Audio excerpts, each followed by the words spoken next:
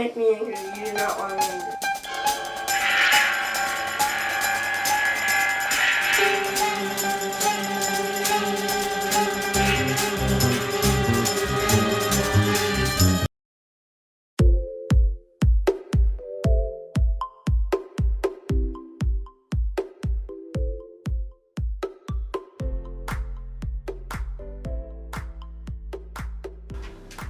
I see you guys made it back here. I haven't bored you too much with my previous episodes, but I want to say thank you for stopping by. I am joined today with Cody. Hey guys. My daughter Alexis, my apprentice, and myself Jerry. We are here to talk about Null, the Breaker of Man. But before we get into that, I just want to quickly do this. If you noticed on my Angrier episode, the hammer of Null was one of the 7 mystical war hammers the serpent summoned to awaken the worthy. It fell in Brazil, drawing the attention of the Hulk and Red She-Hulk. While investigating the crash site, the Hulk was drawn to the hammer and it transformed them into Null, the Breaker. I'm sorry, it's not the Breaker Man, it's the Breaker of Worlds. I thought so. I stand corrected. I'm sorry. The Breaker of Worlds. Alright. Very much like Angrier, hammers called to them. They picked it up and they transformed themselves into these Warbringers. These elements within the hammer, or hidden within the hammer, came out and they used the individual's powers or their body augmented with the Asgardian power. So, I'm not going to get into the serpent. I already covered him, but that was Cole Bronson. Yes, he is Odin's older brother, not Thor. I made that mistake in my previous episode, and I'm paying for it now. So, alright. One of our first costumes, actually, Cody and my first costumes, mine and Cody's first costume. He is a partner to Angrier. There's been a lot of artwork that features Hulk and Thing as these hammer wielders going after Thor, which are absolutely remarkable artwork. And I just want to say, to have the 2 heaviest hitters in Marvel, other than Thor, with hammers, with this power, oh my God. Unstoppable. Yes, but very much unstoppable. I was trying to find the words there, yes. Very much unstoppable. Some facts about Hulk. You want to give some facts about Hulk there, Cody? He's supposedly the strongest thing that ever existed. He can probably take out Thanos if he tried. Without the stones. Yeah. The madder he gets, the stronger he gets. He once did go up against Wolverine, but that was a kind of an animated TV show, movie, a long time ago. I actually want to jump in here and let you know that in the Ultimate Comics, Wolverine, as you're going to see with some of these smudges, these splotches that go up, in the Ultimate Marvel Comics, Wolverine went up to the Hulk and they squared off. And the Hulk tore Wolverine apart. Threw his legs on top of a mountain 4 miles away. And kind of made him crawl away, and search for his legs. So yeah. But yeah, you're right. The madder he gets, the stronger he gets. Just picture that or envision that with magic behind it. That's immense. That's the destruction of the universe there. Yeah. So, alright. So, as you can see right here, come here, Cody. Stay right next to us, because this was built around Cody. Cody was this small at one time. He was about the size of Alexis when I made this costume. Look at him now. I think he could only get 1 foot in there, and that's it. So, but where to start with this? Well, I believe let's start with the headpiece. And I believe you're the one. Let me get over here. You're the one that came up with the idea on this mask because it had a brow. You could pull the brow off. I had no idea. Right. The head was built off of one of the toys that were out there, toy masks that are out there. It is electronic. I sat there with the mask, and I want to say it was before I bought one for this costume. Cody had one. And I'm like, how do I get rid of this? He's bald. You know, Null's bald in the comics. How do I get rid of this? And sure enough, Cody's like, oh, the headpiece comes off. So, and I believe it's like right here where the battery pack is, originally for the toy. The eyes were green lenses. I actually put yellow lenses in there and changed up the LEDs in there. Now, prior to modding this mask, the eyes would light up green with the push of the button. Yeah, there was a button within the hair. Yeah, somewhere around the ear, right? Yeah, something like that. Okay. There was a button there. Well, after modding, this is what it looks like. And I'll explain to you what I did to it. Can you show them what the eyes do now? And you can take the magnet away. I didn't change the circuit board at all for length of time or so. Just like in Greer, I wanted the eyes to light up. In the comics, it looks like he has energy within the face mask. The switch was removed, but I replaced it with what's called a reed switch. And basically that is a magnetized switch. You put a magnet up to it, and it turns it on. Obviously pull the magnet away, it goes off. So I put yellow eyes in here, yellow lenses, on top of yellow LEDs. But other than that, that was it. There is no sound in this. I want to say later on they came out with sound. Yeah, but not in the original version. Yeah. So, alright. With the headpiece or the hair missing, the Hulk was bald too. Let me stop right here and just say, with Cody being 7, 8, yeah, knowing he's going to grow out of this, it wasn't that I decided to go the cheap route. I decided to go the less work route, if you want to say, because of that whole aspect that he is going to grow out of it, the potential of not being able to use it again or used it only once. Adult costumes such as mine get a lot of work put into them. Cody's actually got some costumes that I put so much work into them nowadays. But this costume was a start. He was kind of younger, so I'm like, okay, I'm not going to go through, I'm not going to re-sculpt the back of the head, which would have been great, sculpting the back of the head, making a clamshell like Ann Greer was. Yeah. But I opted to get a Zentai. Why don't we take this off? Yeah, I was just about to do that. Who wants to hold this? Okay. Alright.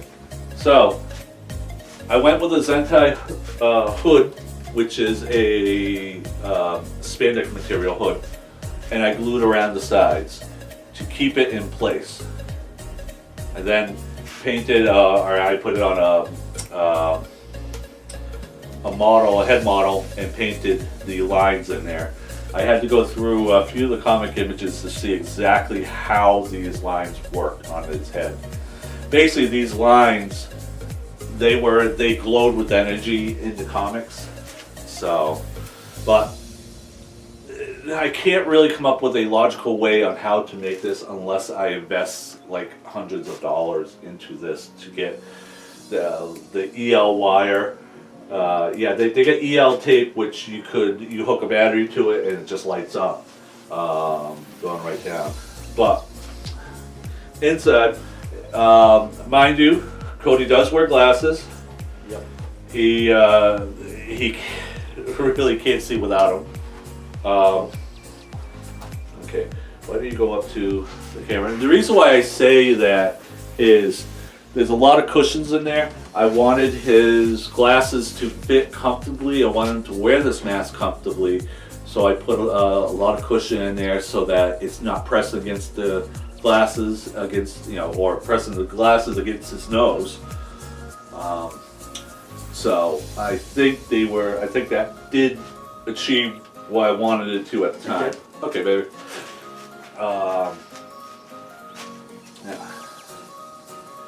And you can see that very little modding inside, minus the stuff that I did use or did mod out. So, but simply that's the head, built around the toy version with a Zentai hood and actually a zipper that went over it. So, all right, yeah, we can talk about hands. Okay, the hands were simple. Silver gloves, formal wear gloves for children, and I'll tell you this much, they were marketed for little girls. Yeah. Yep. And that's all I'm going to say about that. They were marketed for little girls, but I purchased the gloves and then I took the time to draw in the dividing lines in, because he does have metal going down his arms into his hands, similar to Aim Greer, but this is on both arms. I did have two of them. Unfortunately, I've been trying to put stuff in storage and all that and trying to collect all the pieces together, and I misplaced one of the gloves. But this isn't the glove. No. It was the right hand. Yeah, the other glove had the magnet glued inside. Now this is not the first time, or this is not the last time I've used that trick with the reed switch. We've done it for, Cyclops. yep, thank you. The Cyclops visor. You're in your glove, you actually have a magnet and he touches it to the side of his goggles. Very much like you see in the comics or even the movies. So that goggle idea with the magnet I got from the Null mask. All right. The body and legs are in one piece. What color were the pants on this? Were they purple or were they like brown? I think they were kind of a purple. All right.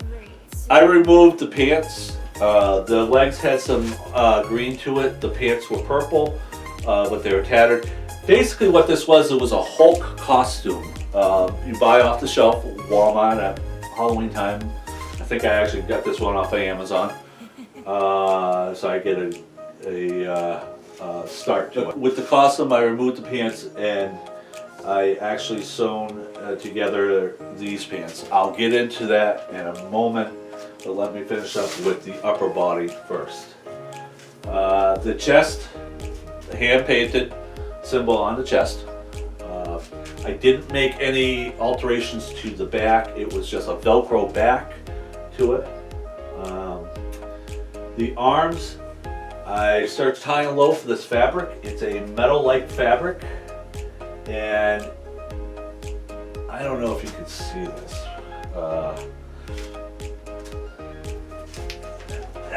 Let's get this up to the camera. I want to show people what this arm looks like. You see the arms here? You see how it's all pleated? Those were hand-sewn pleats in here. It took me a while to figure out what the actual pattern was going to be to these arms, so I could start with the sewing to make it look straight. It took me a while, but I managed to get through it. I did do a lot of fabric glue onto the arms. I didn't cut the arms off. I wanted the muscles from the arms. So the line work, hand painted with the line work. I want to say it was fairly comfortable to wear. Yeah. I think you had pretty good range of motion in there. Oh yeah. I know Alexis tried on this costume to get one of my promo photos, and I want to say that it was fairly comfortable for her to get into as well. Yes. You also carried that hammer around all night long in this costume, so it held up for a very, very long time, and it's still holding up quite well. The pants were 3 different types of fabric. We had the burgundy up top. If you look at the comic images, such as you see right here, it's burgundy for the top part and down by the shins. You did have some metal going down the side of the legs, which was more of that silver material I used for the arms. And then we had a black material on the inside of the leg. This also had some of these lugs here. Wasn't sure how to do it. You see these lugs, or I will call it lugs, on the comic image, and there are just discs underneath the pants, so I couldn't figure out how to do it. So what I did is, I believe this is more of that sleeping bag foam, the camping foam, the blue foam there, and I just cut circles out for that. There's 2 on each side, 2 on each, in the back there's 2 on each butt cheek. And it does come all the way down to the ankles. Once again, you did have a very good range of motion with this. It wasn't stiff at all. It wasn't like walking with the Angrier's legs. Those were crazy. No, this is all just fabric and foam. Yeah. Perfectly fine. For an 8-9-year-old out trick-or-treating, or even younger than that, I'm not sure how old you were. Yeah, I think it was around there. But I wanted you to be comfortable in this when we went out and did the trick-or-treating, or actually I think that's the only time we used this costume. Yeah. Yeah. I was gonna say con, but we never went to a con with this. Cody never went to a con till recently. I'll say within the last 5-6 years. Yeah. So, but there's nothing to it for the back. So,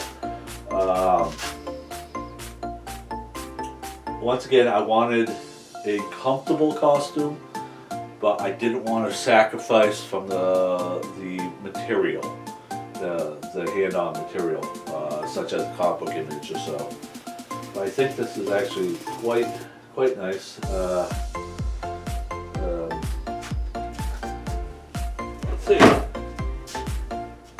Why don't we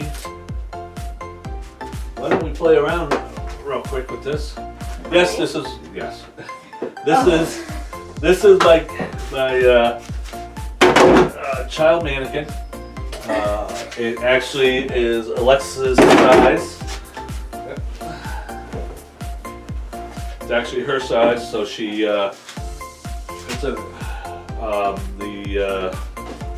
what costume did I have on? Oh, She-Hulk. Speaking of Hulk. You put my She-Hulk on it. Yeah. All right.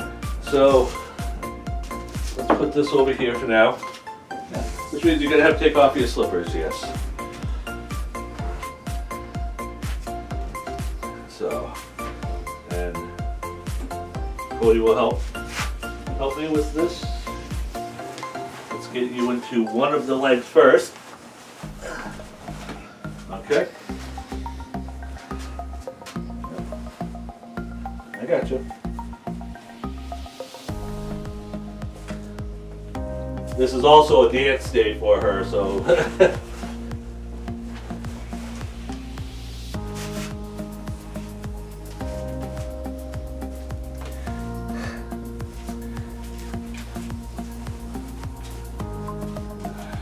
Getting a little tight. Let's move up for a minute.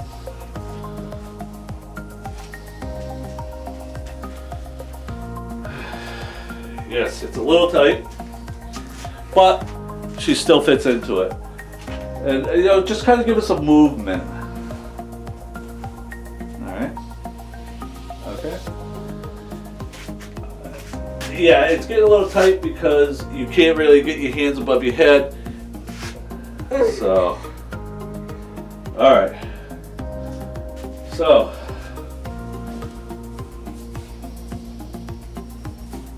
that was kind of a quick rundown of this costume. There was not much to this costume.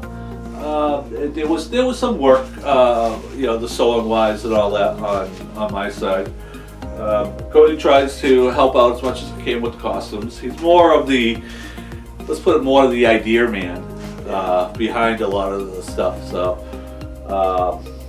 but other than that, that's it. But with that being said, we're gonna close out this video. Actually, kind of quick with the video, but on behalf of myself and well, I keep saying it. I'm not gonna speak for the kids, but I want to say thank you for coming by and sharing some time with us for this video. Next week's video, I was thinking about going in kind of consecutive order, but I think next week's video I'm gonna mix it up and we might just do the Dark Knights. Start doing Dark Knights next video. Just something a little different. So, but all right, everybody out there, YouTube world, thank you. Have a great week or weekend whenever you're watching this, and thank you for stopping by. Bye. Take care.